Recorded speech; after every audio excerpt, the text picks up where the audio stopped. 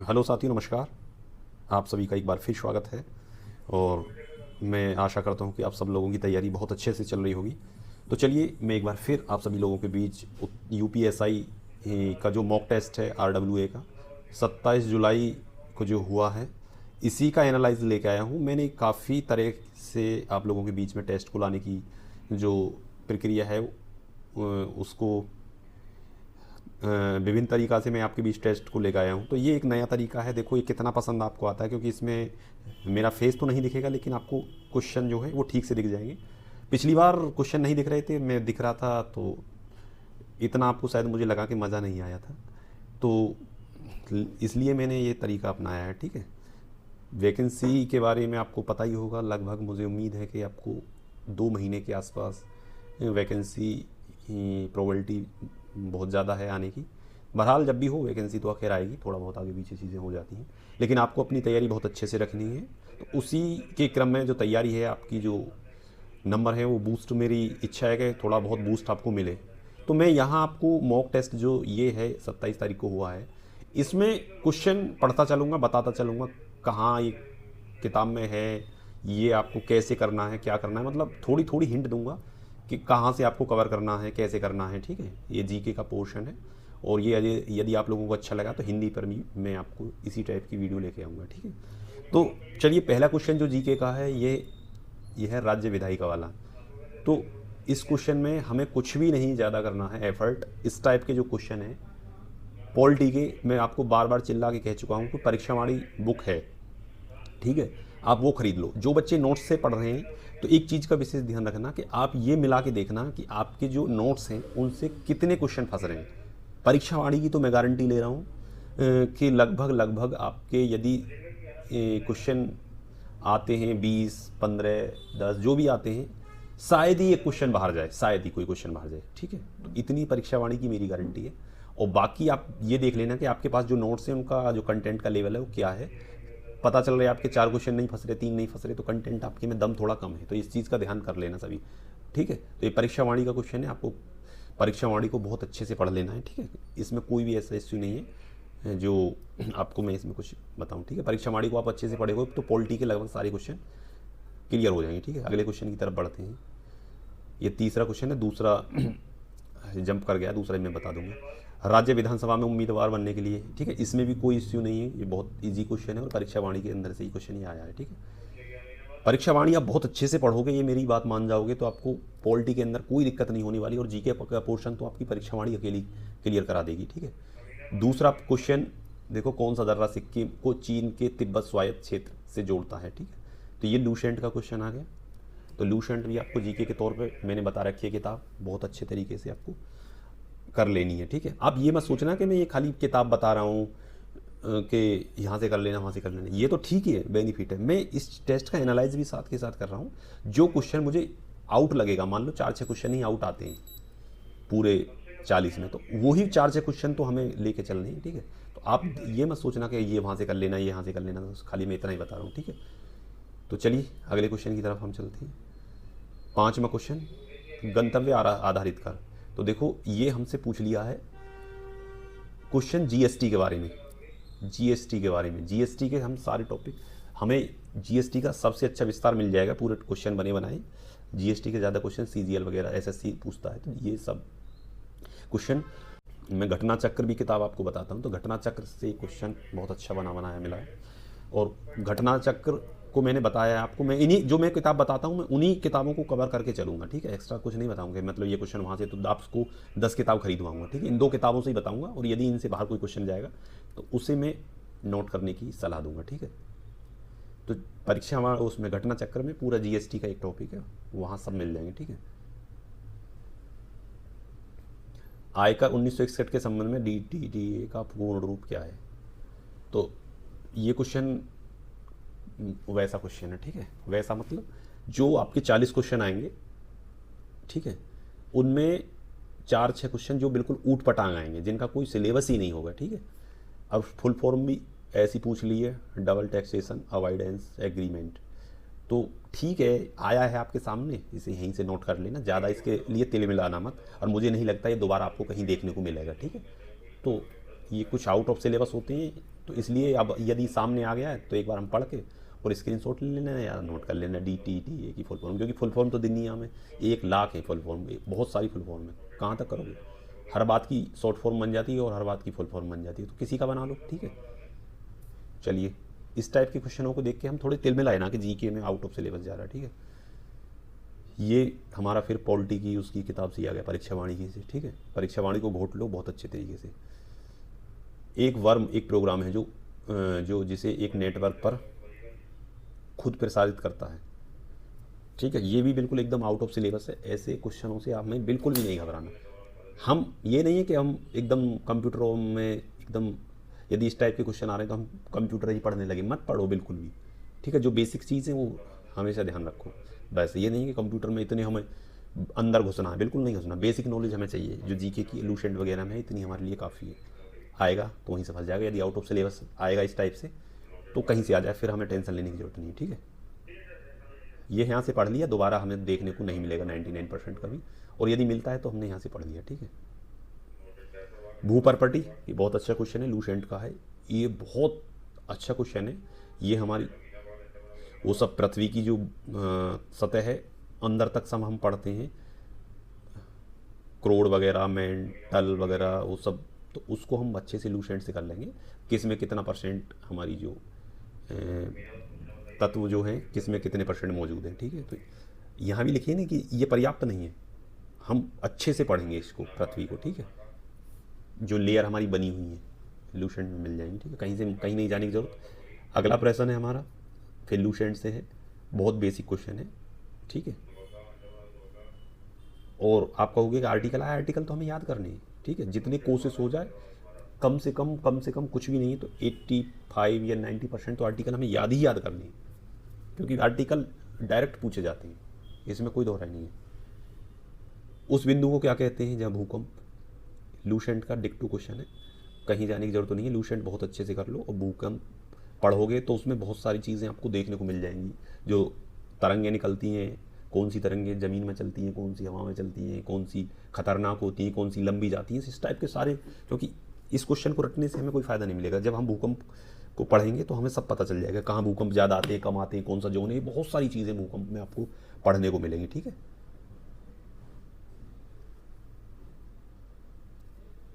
ये क्वेश्चन जो है, भारतीय क्षेत्र में ब्रिटिश राजस्व रिकॉर्ड में महाल एक राजस्व भू संपत्ति है, तो इसके लिए भी हमें परेशान नहीं होना। अच्छा क्वेश्चन है, इस टाइप के क्वेश्चन आ जाते हैं तो इसे हम यहीं से पढ़ लेंगे, ठीक है।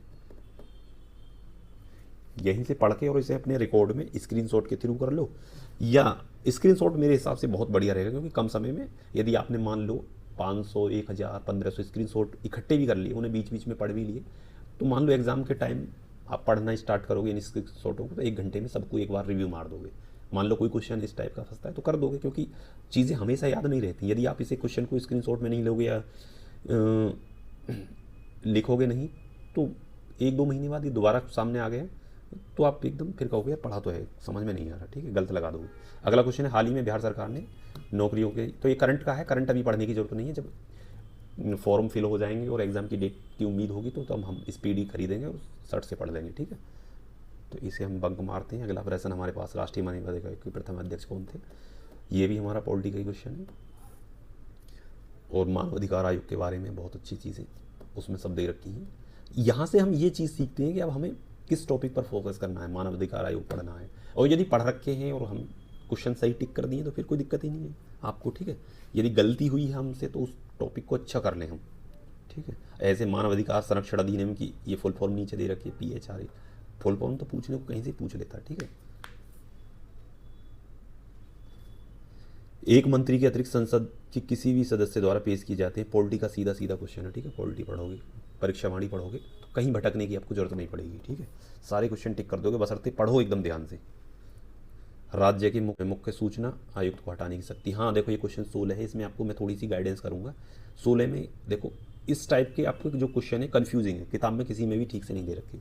आपको एक लिस्ट बना लेनी है कि इसको कौन नियुक्त करता है, कौन शपथ दिलाता है और कौन हटाता है, 3 कॉलम में बना देनी है। और जितने भी हमारे सब हैं, जजेज हैं और राष्ट्रपति, उपराष्ट्रपति और आयोगों के अध्यक्ष वगैरह हैं, और ये सब जितने भी हैं सबका नाम है, और इधर कौन शपथ दिलाता है, कौन हटाता है, कैसे त्यागपत्र की प्रक्रिया, ठीक है।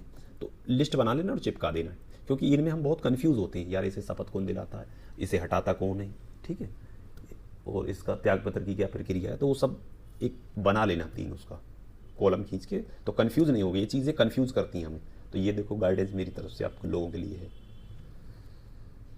वन्य जीव संरक्षण संशोधन विधेयक 2013 बनाया गया। जीव संरक्षण अधिनियम आप पढ़ोगे मूल विधि में, वहाँ भी मिलेगा आपको, और यहाँ आपको एक एग्रीमेंट है तो उसके बारे में बताया गया है। तो यहीं से इसे जो मेरा मानना अच्छे से कर लेना कि ये क्या था, और इसकी जो वो थी वो वगैरह थीम वगैरह क्या थी, और इसका जो मोटो क्या था, ठीक है।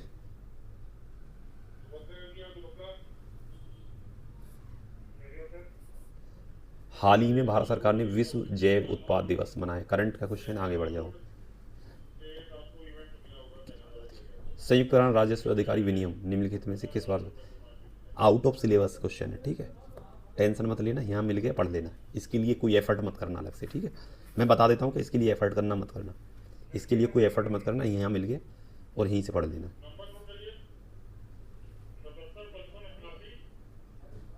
भारतीय साक्ष्य अधिनियम का क्वेश्चन आ गया कि सभी दस्तावेजों के निष्पादन का प्रत्याख्यान करें तो उसका निष्पादन अन्य साक्ष्य द्वारा प्रमाणित किया जा सकेगा। भारतीय साक्ष्य अधिनियम में आपको धारा 1 भी नहीं पढ़नी है, ये मेरा जो आप लोगों के लिए गाइडेंस है ये है, चाहे उसमें से एक प्रश्न आए या नहीं आए, ध्यान रख लेना, ठीक है। 170 धारा है भारतीय साक्ष्य अधिनियम में, ये ध्यान कर लेना और अध्याय ध्यान कर लेना। और जो बेसिक बाकी एविडेंस के बारे में पूछेगा तो आप, धारा पूछेगा पहली बात तो पूछेगा नहीं, तो आप धारा क्वेश्चन को बंक मार देना, ठीक है, पहली बात पूछेगा नहीं। और वैसी चीज़ पूछेगा जो एविडेंस से हमें रिलेटिव है, तो आप कॉमन सेंस के तौर पे उसे बता दोगे कि एविडेंस क्या होते हैं, कैसे होते हैं, ठीक है। भारत में निम्नलिखित में से कौन सा मौसम सस्य नहीं है। देखो 21वें क्वेश्चन से मैं आपको एक चीज़ की सीख दूंगा कि जब क्वेश्चन इस टाइप का आ गया सस्य नहीं है, ठीक है, तो हमारी समझ में नहीं आया ये क्या है, तो कभी भी जब प्रश्न हिंदी में समझ में नहीं आए तो हमेशा इंग्लिश का क्वेश्चन जरूर पढ़ लेना। ये मेरी आप लोगों के लिए एक सलाह है, आपका इसमें इतना बेनिफिट हो जाएगा। हर एग्ज़ाम के अंदर 2 से 3 क्वेश्चन ऐसे मिल जाते हैं जो हम हिंदी में नहीं समझ पाते हैं ऐसे शब्दों की वजह से, लेकिन इंग्लिश में उसका मीनिंग समझ जाते हैं। इसीलिए इसे पढ़ जरूर लेना इंग्लिश में, यदि समझ में नहीं तो। इसका मतलब क्या हुआ, इंग्लिश में यदि पढ़ेंगे which of the following is not a crop season in India. देखो यदि हम हिंदी मीडियम से भी पढ़े हुए हैं तो हमारी समझ में बिल्कुल बेसिक तरीक़ा से चीज़ें आ जाती हैं। ये कह रहा है कि निम्नलिखित में से कौन सा सीज़न भारत में फसलों का जो सीज़न है नहीं है। रबी और खरीफ हम नॉर्मल बेसिक जानते हैं, और जायद फसलें भी जो होती हैं, जो खरबूज तरबूज की जो फसलें होती हैं उन्हें जायद फसल कहते हैं। तो बस बर्चन हमारा सीज़न नहीं आता इंडिया में, यदि हम गाँव से करते हैं तो सब बता देते हैं, ठीक है। गांव से लगभग सभी लोग ज़्यादातर पुलिस फौज में तैयारी करते हैं आती हैं, बहुत रेयर केस है। सिटी से करते हैं बच्चे भी, लेकिन कम। ये पॉलिटी का क्वेश्चन आ गया 22वां भी, आंख बंद कर के परीक्षा वाणी। 30वां क्वेश्चन, माइको शाकनाशी माइको हर्बिसाइड से प्राप्त एक पौधा पदार्थ है। तो ये हमारी परीक्षा वाणी का नहीं, परीक्षा वाणी सॉरी, ये हमारा लूसेंट का क्वेश्चन है, ठीक है। माइको शाकनाशी माइको हर्बिसाइड कहते हैं इंग्लिश में, कवक से प्राप्त एक पौधा नाशक पदार्थ है, ठीक है। ये लूसेंट का क्वेश्चन है, कहीं नहीं जानेंगे। ये परीक्षा वाणी का क्वेश्चन आ गया 24, कहीं कुछ नहीं जाने। 25 क्वेश्चन, संसद को भारतीय संविधान कानून को व्यापक शक्ति प्राप्त है। देखो ये वो है, ये बहुत अच्छा क्वेश्चन है 25। आप परीक्षा वाणी जब पढ़ोगे तो एक टेबल दे रखी है, समवर्ती सूची और राज्य सूची और केंद्र वाली सूची। तो अब ये वही पूछा, क्वेश्चन का मतलब भी ये वही है। संसद को भारतीय संविधान के कानून को व्यापक शक्ति प्राप्त है, मतलब संसद हमारी सेंटर में आती है, तो पुलिस, स्टेट के अंदर शिक्षा, समवर्ती सूची, तो इसी टाइप से 3 सूची जो शामिल है तो उन्हीं में पूछा है। बैंकिंग जो आती है सेंटर के अंदर ही आती है, ठीक है, तो ये पूछा है।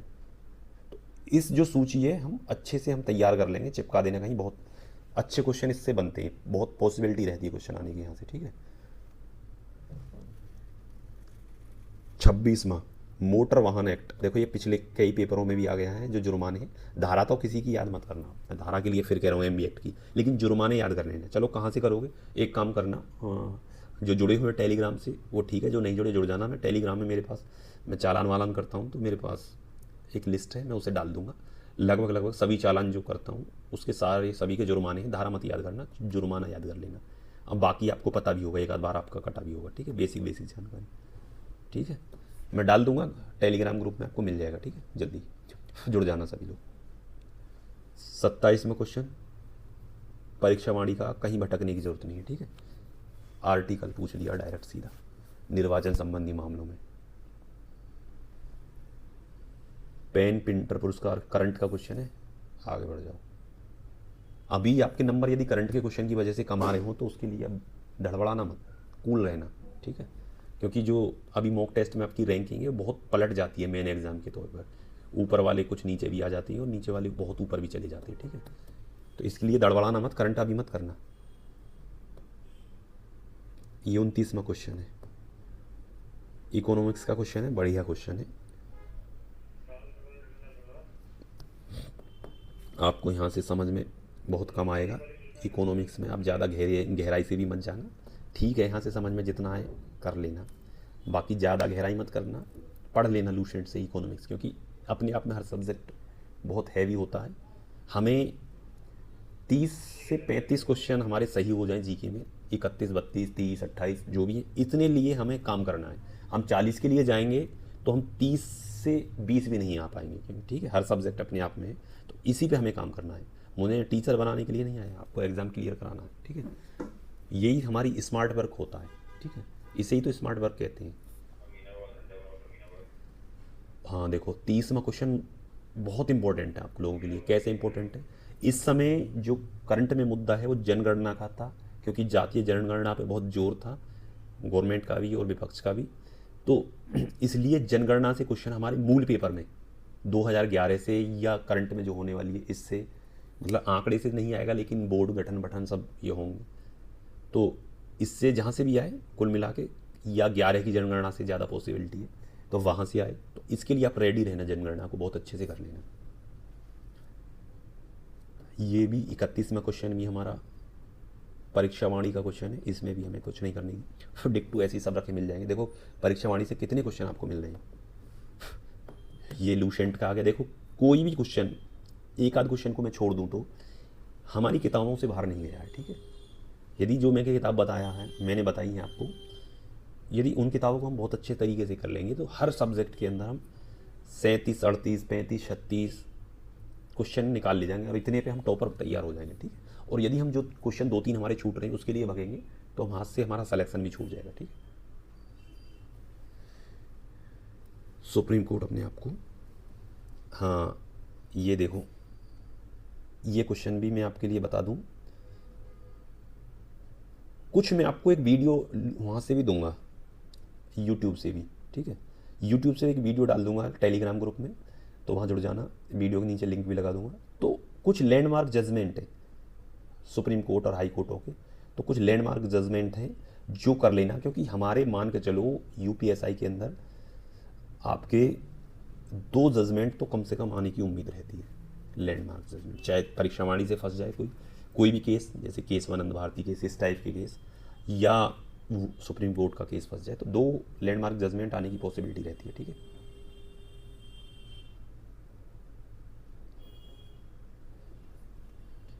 बारहवीं शताब्दी के दौरान कर्नाटक में वीर शैव परंपरा या लिंगायतन आंदोलन का नेतृत्व किसने किया था। यहीं से कर लो, इसके लिए कहीं मत भागो, इसे यहीं से कर लो। क्वेश्चन 34 क्वेश्चन, इसे यहीं से अपना क्वेश्चन बना लो आज के बाद यदि तुम्हें दोबारा मिले, और इसका जो नीचे डिस्क्रिप्शन दे रखा है उसे अच्छे से पढ़ लो, ठीक है। कहीं नहीं जाने की जरूरत आपको। इसके चक्कर में ज़्यादा मत भागो। जलवायु अनुसंधान और मौसम पूर्वानुमान में निम्न में से किस प्रकार के कंप्यूटर का उपयोग किया जाता है। ये लूसेंट का क्वेश्चन है। जब आप पढ़ोगे कंप्यूटर के बारे में तो सब कंप्यूटर के बारे में बताया जाएगा कि इस टाइप के कंप्यूटर हमारे घरों में यूज होते हैं, इस टाइप के कंप्यूटर हमारे मौसम विज्ञान के लिए यूज होते हैं। तो इसलिए आप कंप्यूटर पढ़ोगे लूसेंट से तो उसमें सब मिल जाएगा कि मिनी कंप्यूटर का क्या काम है, उसका क्या काम है, ठीक है। ये आ गया हमारा एविडेंस एक्ट का, तो एविडेंस एक्ट में मैंने पहले ही मना कर दिया है, आपको धारा नहीं याद करनी है। क्वेश्चन आया है तब भी मैं मना कर रहा हूँ, ये देख लेना। अब बात मेरी समझ जाना, यदि आप इस पेपर के हिसाब से कहोगे कि एविडेंस एक्ट की धारा पूछ ली तो मैं याद करने लगा, बिल्कुल मत करना, ठीक है। आएगा, मान लो ऐसी धारा का धारा कोई क्वेश्चन आ जाए, इसे याद भी मत करना, इसे हटा ही देना, ठीक है। इसे सेव भी मत करना क्वेश्चन, ये हमारे मतलब का क्वेश्चन नहीं है, ठीक है। तो इसके चक्कर में आप एविडेंस खोल के भी मत देख लेना, बस बेसिक जानकारी आपको पता होनी चाहिए एविडेंस के बारे में, वो देख लेना। आ गया 37 क्वेश्चन, हटाओ इसे भी। 38 क्वेश्चन आ गया हमारा परीक्षा वाणी से। बहुत क्वेश्चन आ रहे हैं, एक भी बाहर नहीं जा रहा, ठीक है। आधुनिक हिंदी साहित्य का जनक किसे माना जाता है? देखो हिंदी का क्वेश्चन जीके में भी आ गया। जीके कुछ ऐसे क्वेश्चन होते हैं जो हिंदी का भी बन जाता है और जीके का बन जाता है, ठीक है। आप हिंदी आपके सब्जेक्ट के अंदर भी है और जीके के अंदर भी आ गई। हिंदी आपकी, हिंदी में भी ये पीछे जो साहित्य है उसमें लिखा का लिखा मिल जाता है ना कि हिंदी में प्रथम क्या था, ठीक है। 40वां क्वेश्चन, जिला योजना समिति की संरचना निम्न में से किसके द्वारा कर दी जाती है? ये हमारे लिए क्वेश्चन सेव करने लायक है, इसे हम सेव कर लेंगे और यहीं से हम इसे कर लेंगे, ठीक है। इसके लिए किसी किताब की जरूरत नहीं है, हमें नहीं कहीं भटकेंगे, ठीक है। तो ये तो रहे आज के 40 क्वेश्चन, जिनमें से मैंने तुम्हें 2-4 क्वेश्चनों की गाइडेंस भी किया और 1-2 क्वेश्चनों के बारे में मैंने बताया कि नहीं हम छोड़ देंगे, फेंको इन्हें निकाल के, इनके चक्कर में हमारा समय खराब होगा, ठीक है।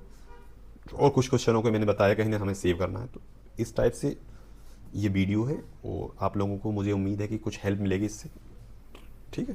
तो चलिए आज के लिए इतना ही काफ़ी है और इसमें अपना कमेंट ज़रूर करना कि क्या मुझे कुछ और सुधार करना है, क्या आपकी डिमांड है, क्योंकि सामने जब तक डिमांड नहीं आएगी और अच्छे से तो मैं उसी सुधार को कर लूँगा इसके अंदर, ठीक है। तो चलिए बाय, फिर मिलते हैं अगले वीडियो में।